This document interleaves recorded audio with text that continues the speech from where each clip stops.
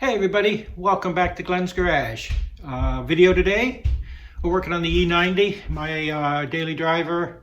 It's a 2011 328 and we're changing the lower control arms. And as you'll see, we end up having to change a ball joint as well. So we're covering both parts in this video.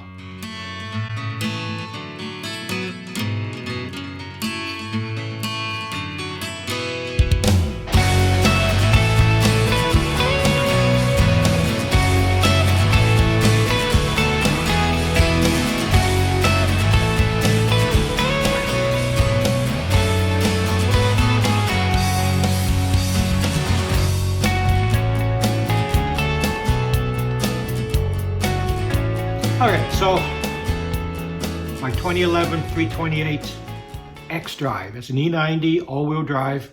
If you have a rear-wheel drive, you're going to see your front suspension is a little different. Parts are different. So this predominantly is going to be for the guys with the all-wheel drives. The reason I'm doing it, I ended up with a vibration. Came in about 80 kilometers an hour. Faded out around 100, so very distinct window where this vibration showed up in the car, and did some research and it pointed to this lower control arm or thrust arm or torque arm, call it what you will. It's the arm with the big bushing that leads from the suspension back to the subframe, and it seems to be failing, which would explain the vibration. I've also ended up with some camber wear, even though I had an alignment done recently. So once the vibration showed up, the camber wear started to show up. So I'm suspecting this is the problem. So we're going to dig in, try and get that replaced. If you're here just to look at how you replace the ball joint, if you go to about 14 minutes into the video you're going to see here, that's where I start to do that. It was kind of not really planned, but I ended up having to do it to get the control arm out in any kind of reasonable way. So let's crack on. I'll show you how I went about it.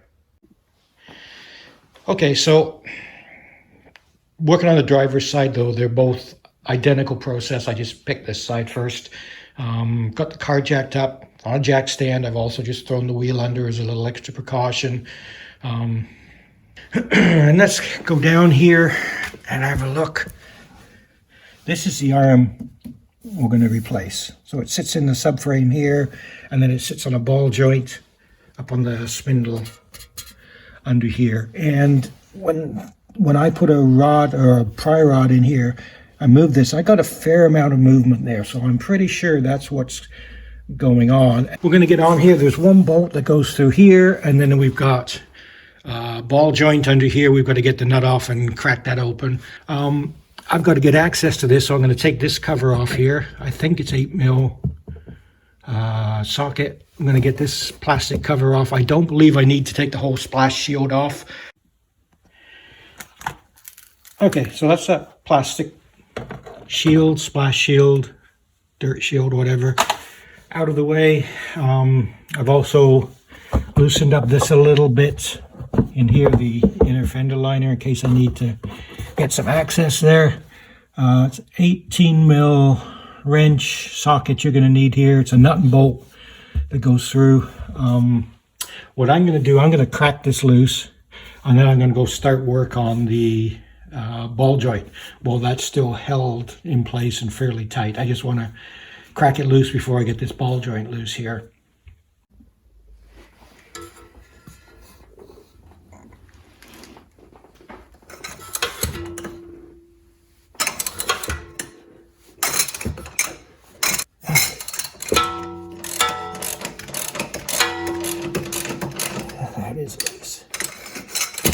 Okay, kind of tight in here. I just ended up using 3/8 drive because of the smaller socket, but that is loose now. Now we're going to start to tackle the ball joint. Okay, so this is the end of the tension arm or rearward control arm. Here's the ball joint. The ball joint's attached to the spindle here, and in fact is replaceable. It's got two, I believe they're Torx head bolts that bolt through here, and then in theory you can remove it. Now, by all accounts, this is a challenge to remove. It's not going to drop in your lap. It's pretty much a press fit. So I'm not touching it. I've checked it. I see no play here. Like I said, this is a very low mileage car. And I think that bushing has gone because of age with the rubber rather than anything else. So I'm going to undo this nut, loosen this nut here. 24 mil socket it is for this one for me. Get that loosened. Well, get the nut off, and then we're going to have to try and break that free. And then it should come out. Okay, so 24 mil socket. The risk, of course, when you do this is the ball joint's going to start to spin, but I'm hoping it'll at least crack loose, and then you can go in with I don't know, I haven't looked, it's probably a hex or a Torx wrench on the inside, and just use a wrench on the outside. So there we go. Well, it's moving.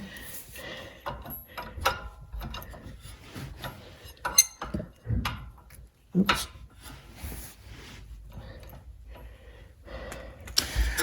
Okay, so I used my trusty impact here, and it's off without spinning. Oh, that's a good thing. Put that in a box of parts. Now I've got to break this loose. And like I said, I'm not replacing this, so I don't want to damage anything. So I'm not going in with a pickle fork, try and damage that. I'm going to try and use one of my press tools to pop this loose. Okay, so I have one of these sets just off Amazon. It was like 50 something bucks. I've had a bit of a poke around. It's really tight in there. There's not a lot of room, and it's a large ball joint, so a lot of these won't fit. This one looks like the best option to go in and hook and pop it off. So we're going to try that. Hopefully it stays somewhat aligned. All right, so this is what I got set up here. Hooked onto the control arm here, and then I'm going to push the bottom of the ball joint. Hopefully this stays hooked on. It's pretty much the only tool that I've got in here that's close to fitting in here. It's so tight, and there's so little lip there to hook onto. If we can get some tension on it, hopefully it's going to pop. All right, let's give it a go.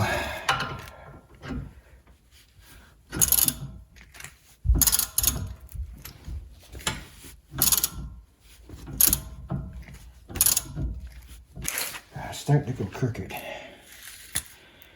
All right, well, I'm going to mess with this a bit. Probably won't all get filmed, but you can see the process I'm trying to use here. So we find ourselves a day later on the other side of the car, and I'll just let you know I have yet to release the ball joint on the driver's side. I could not get it. I used a couple of those different pullers. I had one of them just snapped right off, just pinged off. The other one was so tight that short of like a 6-foot bar on it, it wasn't going to happen. It was starting to look dangerous. So I put that side back together. I find myself a day later here with a little bit of time this afternoon. So I moved over to the passenger side, and I've had success. So I just want to show you what I did. Took the nut off the ball joint the same way with the impact, 24 mil socket. And then I went in with a T40 Torx into the bottom of the ball joint, and I rotated it around with a wrench till I got it to turn both ways. So what I was hoping it would do, it would break its anywhere where it was stuck in here would break it free. And then I jacked the suspension up basically to the very limit. It's just about ready to start lifting the car with this second floor jack. And then I just went in there, and literally I went in, this old pickle fork that I'm not going to use, but I went in with that and just went pop, and it came straight down. So that worked for me. So I'm going to continue to take this one apart here and get the new arm in, and then I guess I'll go over and try it on the driver's side. But for the moment, we're working on the passenger side, exactly the same. 18 mil wrench and socket. I've just gotten the bolt loosened up on the arm there, and I've got all the wheel arch splash shield stuff here and liner all removed. So we're going to take that out. We'll pop a new one in. All right, so lowered the jack. So this is back down its normal position. The thrust arm here has dropped down, so I guess be careful as that goes, because if you're just lying under it, once it releases from the ball joint, it's just going to come down, and if you're lying there, it's going to clune you. I have the bolt out, the subframe, so that's what the nut and bolt look like. So pop that in here. This should pull out now, in theory. Oh, there we go. Oh my, yeah, that's... Okay, so I've got the new one here. Here's the old one. I'll just show you quickly. Put the bolt in. That's pretty darn stiff, like it should be. And this is the one that's come out. You can see how much movement there is. So, all right, put the new one back in. Sure, I'm probably going to block the camera here doing this, but okay, offer it out. All right, so that's in. The nuts on the other side, just finger tight at the moment. So we're going to pop it up onto the ball joint here. Move the ball joint around a little bit to do that.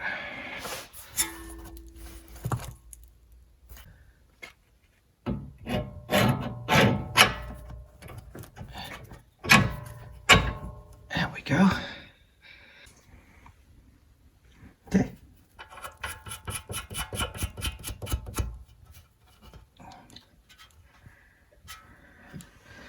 All right, what we're going to do now, I'm going to snug that up and then torque it down. So that can be done now with the suspension in droop. This side we're going to just snug it up, and we're not going to torque it down until we're ride height. All right, so we're going to tighten this up. I'm going to snug it up. I do not have a 24 mil wrench. I have 22s, I have several of those. But I'm just going to tighten it up with the old adjustable here. And the reason I'm doing that and not a socket is I want to make sure the ball joint isn't turning here. I can put my T40 on there.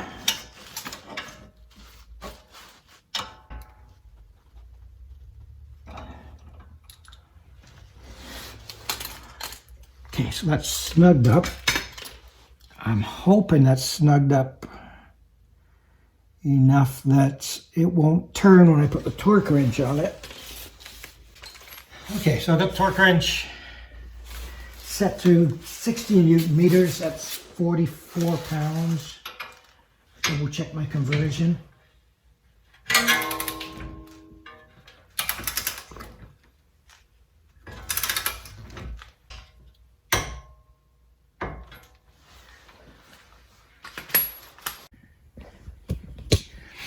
All right, so I've got the bolt through there snugged up, and I just jacked up the suspension here to pretty much ride height. What I did when it was sitting on the ground with the wheels on is I sort of eyeballed the bottom of the spring mount here, and it was pretty much in line with the top of this opening. So that's what I've done. Again, I've jacked it up to that. Okay, so I just torqued that down there. Still got the wrench on there. I'm talking about it. So torque wrench on that side, wrench on that side resting against the control arm. Keep it tight. 100 Newton meters, which is around 72, 73 foot-pounds of torque if you're using that measure.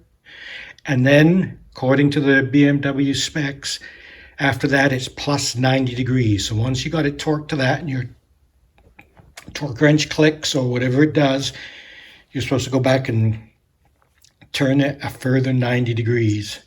Now, if you've got one of those really fancy torque wrenches, you can program in there and it'll just beep when it hits 90. I don't. So I've kind of eyeballed 90 degrees.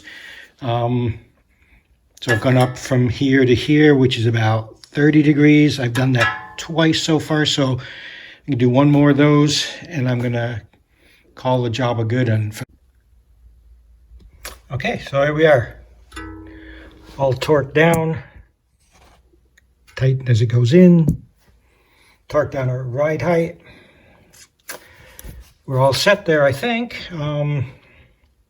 Just going to go try and do the same thing on the other side now. All right, so here we are back on the driver's side again, and no amount of persuading is getting that arm released from the ball joint here. I have tried the pullers, I've tried heat, excuse me, I've tried hammering at it, I've tried rotating that the actual ball joint with the Torx nut that I did on the passenger side, and all I did was break my Torx fitting, and I got a second heavier duty better one, and all it's doing is twisting it. So what I'm trying now is to drop the ball joint, so the ball joint and the arm together.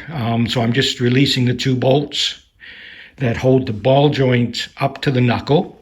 I'll show you here. So this is turning to replace the control, that rear control arm and the ball joint. So that's one of the two. They're T50 Torx. You have to rotate the suspension around a bit to get at it with the arm still there. But by turning the steering, you can access both of them. I've literally just cracked them both free. They do have a Loctite on them from the factory. There we go, that's one of them out. Okay, so I'm going to try and do the second round here. It looks like I can actually get it just without having to turn the wheel. I had to turn the wheel to get the rearward one to clear the arm here, but this one...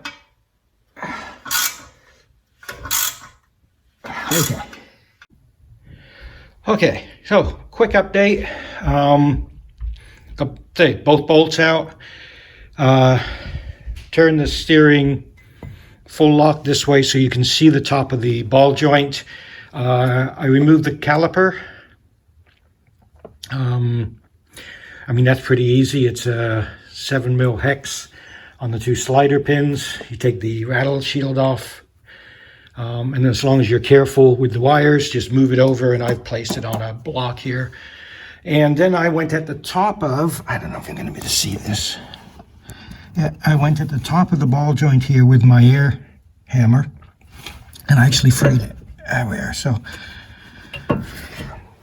I'm sure no service manual says to do it this way, but it is free, so I should be able to put the ball joint in and then put the arm in. Yeah, this old air hammer I had here with just some tips I bought on Amazon.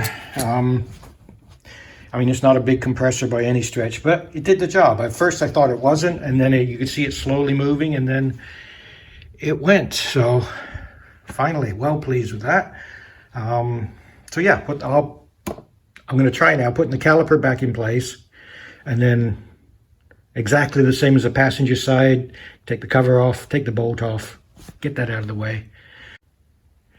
All right, so brake caliper and the anti-rattle plate here at the front back in. This video isn't about doing brakes, but if you have taken this off and putting it back on, these two caliper pins or slider pins are 22 foot-pounds when you tighten them up. Anyway, what I just wanted to show here before I take this out. Okay, so there's the control arm, there's the bushing. I grab this here. There should be nowhere near that much movement. So, sure sign that bushing has left the building. No longer wants to play. All right, there it is out. Like I said, that end's just the same as what I described before, 18mm socket and wrench. And there's the whole thing out. This is where it presses in.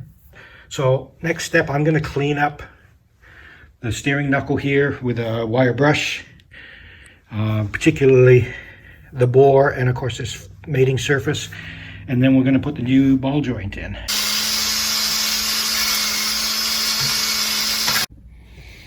All right, so I've cleaned up the bore where the ball joint goes. I used some emery paper in the end. I'm going to put some anti-seize just around the edge here to help guide it. I don't know quite how tight that's going to be. It was tight coming out, but it's lived in there for 13 years. So we'll get that in place. I think as long as we get it fairly close up there, the bolts will snug it up the last bit.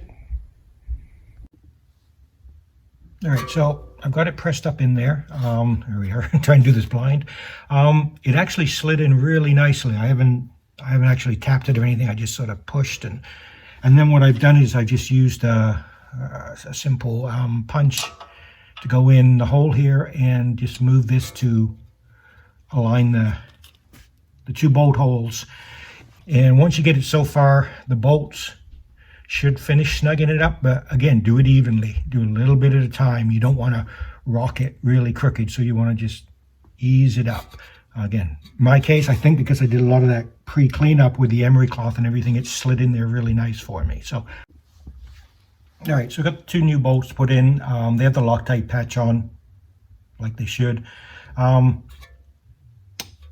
I'm going to snug them up and then torque them down to 60 Newton meters. It's 44 foot-pounds, which is the same as the this bolt here on the bottom of the ball joint. So same setting, we'll get those two in and snugged up, and then we can put the control arm in.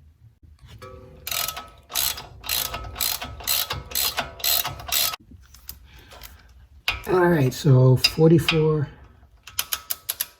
foot-pounds.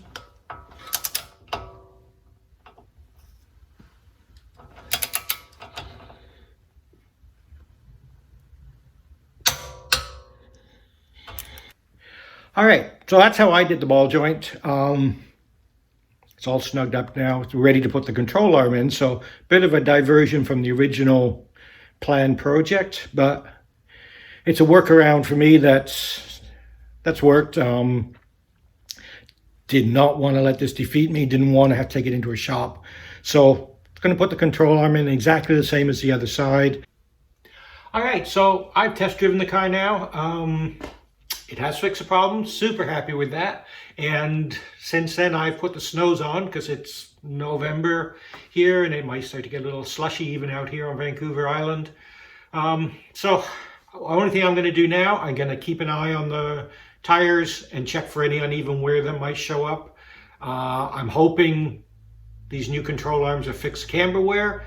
Have not taken it in for another alignment. Hoping I don't have to, but I'm going to keep an eye on it. If I start to get some unusual wear, I'll take it in. My thought is that if I put in a suspension part with two fixed points and no adjustment, it shouldn't have put the alignment out, but we'll see. Anyway, I hope the video was helpful, or maybe even entertaining, but mostly helpful if you're contemplating tackling the job yourself, and whether it's a control arm or the ball joint or both. Thank you so much for watching. A like or subscribe, as always, much appreciated. And I hope everyone has an awesome day out there. You take care.